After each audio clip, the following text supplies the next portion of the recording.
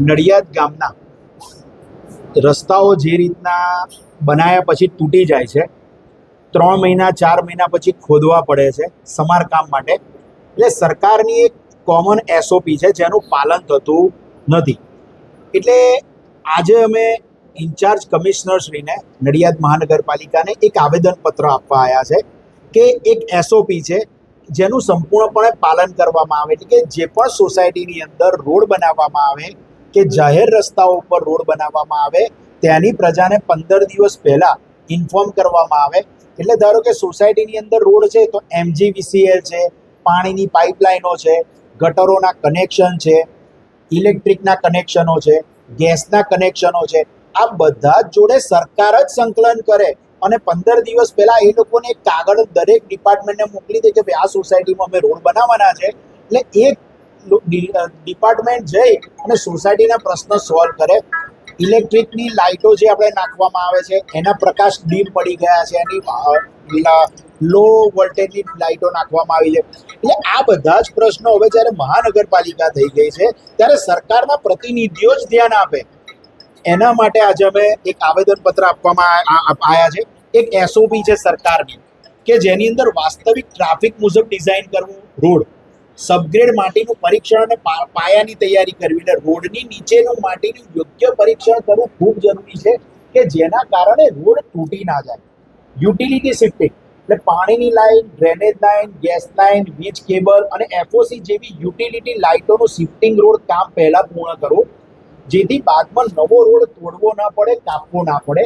અત્યારે જે નવા રોડો બનાવવામાં આવ્યા છે એની બંનેની 2-2 ફૂટની સાઈડે કાં તો પથ્થર નાખવામાં આવે કાં તો બ્લોક નાખવામાં આવે. એટલે ધારો કે કદાચ કંઈ પણ પ્રશ્ન થાય તો એની અંદર એ બ્લોક કાઢીને કે પથ્થર કાઢીને કામ થઈ શકે ને ફરી પાછા એટલે રોડ તૂટી ના જાય.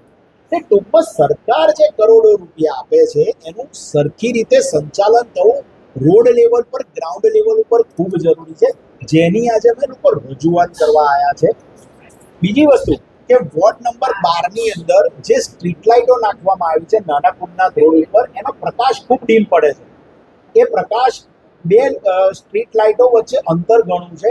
એટલે એ 2 સ્ટ્રીટ લાઇટો વચ્ચે અને સામેની સાઈડ જે એ લોકો એક આ બાજુ એક સામે જે ત્રિકોણ આમાં નાખ્યું છે એની જગ્યાએ સામસામી લાઇટો નાખવામાં આવે અને 65 વોલ્ટની જો વ્હાઇટ વોર્મ લાઇટ નાખવામાં આવે. ઘણી સોસાયટીની બહાર ઘણા બિલ્ડરોએ નાખી છે જેનો પ્રકાશ અનેરું પડે છે, રાત્રે 2 વાગે પણ દિવસ જેવો અનુભવ થાય.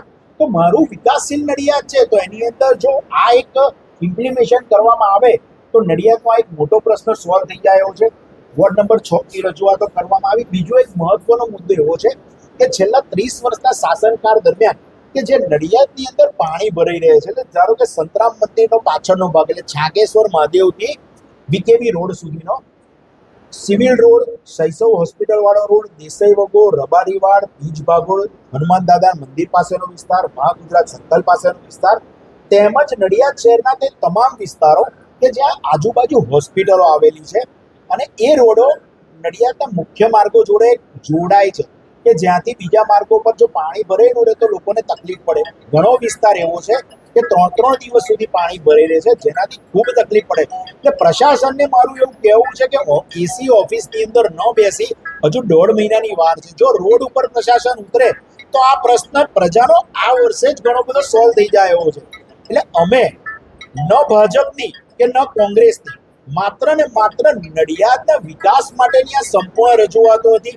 વોર્ડ નંબર 6 ની ફતેપુરા ગામની પણ રજૂઆતો અમે લોકોએ આજે કરી છે. એમાં સ્ટ્રીટ લાઇટનો છે, પીવાના પાણીનો પ્રશ્ન છે.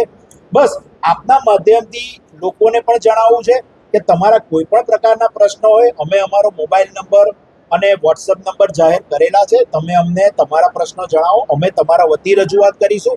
અમારો રજૂઆતો માત્ર ને માત્ર નડિયાદના વિકાસ હેતુની હશે.